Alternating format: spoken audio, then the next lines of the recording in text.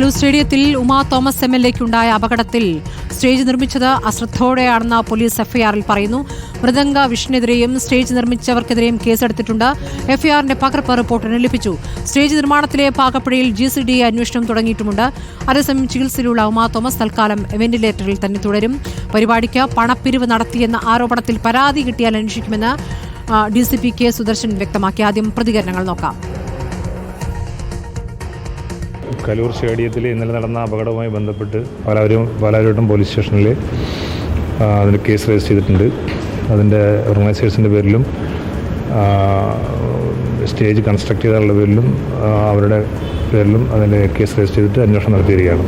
പ്രാഥമികമായിട്ട് stage കെട്ടുന്നതിൽ അപാകതയുള്ളതായിട്ടാണ് സംശയിക്കുന്നത്. അപ്പോൾ അതിനു വേണ്ടിയിട്ട് അതിൻ്റെ PWD എഞ്ചിനീയേഴ്സിനെ കൊണ്ട് ഈ കെട്ടിയിട്ടുള്ള സ്റ്റേജ് പരിശോധിപ്പിച്ച് അതിനുള്ള അപാകത മനസ്സിലാക്കിയതിനു ശേഷം ബാക്കി നടപടികൾ സ്വീകരിക്കുന്നതായിരിക്കും.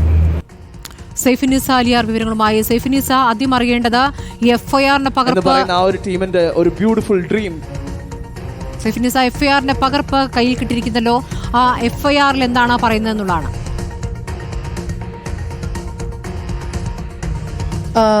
സ്മൃതി, FIRന്റെ പറയുന്നത് അശ്രദ്ധയോടെയുള്ള സ്റ്റേജ് നിർമ്മാണം എന്നാണ് FIR പറയുന്നത്.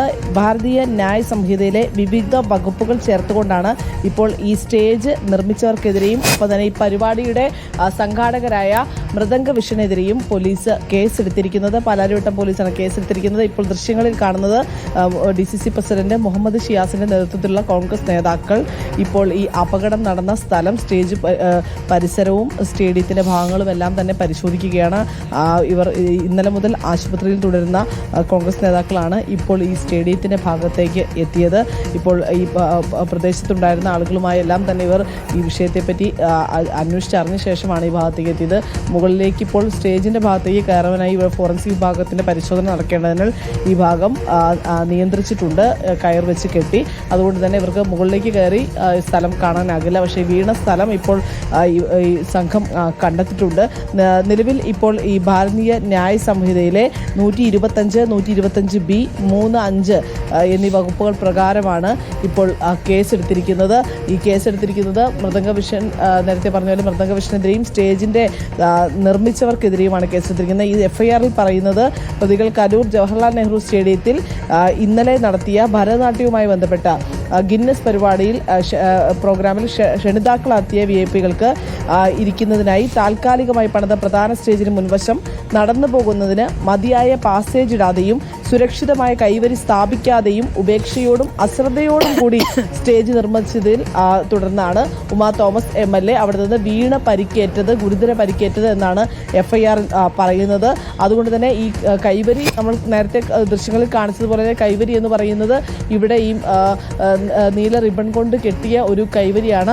ആ കൈവരിയിൽ ഉമാ തോമസ് MLA വീഴാൻ നേരത്ത് പിടിച്ചെങ്കിലും കൈവരിയിൽ പിടുത്തം കിട്ടാതെ തന്നെ താഴേക്ക് വരികയായിരുന്നു. കാരണം അങ്ങനെ ഒരാളെ താങ്ങാൻ കഴിയുന്ന ശേഷിയുള്ളതൊന്നുമല്ല കൈവരി. നമുക്ക് പിടിക്കുമ്പോൾ തന്നെ അത് കിടന്ന് ആടുന്ന ഒരുതരം ക്യൂ മാനേജർ റിബൺ മാത്രമാണ്. അവിടെ നിന്നാണ് ഈ 14 അടി താഴ്ചയിലേക്ക് ഉമാ തോമസ് MLA വീഴുന്നത്. ഈ സ്റ്റേജ് പോലും നിർമ്മിച്ചത് അനുമതി ഇല്ലാതെയാണ്, അനുമതി വാങ്ങാതെയാണ് സ്റ്റേജ് നിർമ്മിച്ചത്. PWDയുടെയോ അതല്ലെങ്കിൽ ഫയർഫോഴ്സിൻ്റെയോ ഒന്നും അനുമതി വാങ്ങാതെയാണ് ഈ സ്റ്റേജ് നിർമ്മിച്ചത്. 2.5 മീറ്റർ മാത്രം വീതിയുള്ള, അതായത് നമുക്കൊരു കൈ നിവർത്തി വെച്ച് കഴിഞ്ഞാൽ, 2 കൈ ഇങ്ങനെ വിടർത്തി വെച്ച് കഴിഞ്ഞാൽ ആ കൈയുടെ മാത്രം വീതിയുള്ള ഒരു സ്റ്റേജായിരുന്നു. ആ സ്റ്റേജിലാണ് ഈ 2 റോ നിറച്ച് കസേരകളിട്ട് ഈ പ്രധാനപ്പെട്ട അതിഥികളെ, അതായത് മന്ത്രി സജി ചെറിയാൻ അടക്കമുള്ളവർ നേരത്തെ തന്നെ എത്തിയതാണ്. ഉമാ തോമസ് MLA 6:15 കൂടിയാണ് ഈ ഭാഗത്തേക്ക് എത്തുന്നത്. അവർ ഈ ഭാഗത്തേക്ക്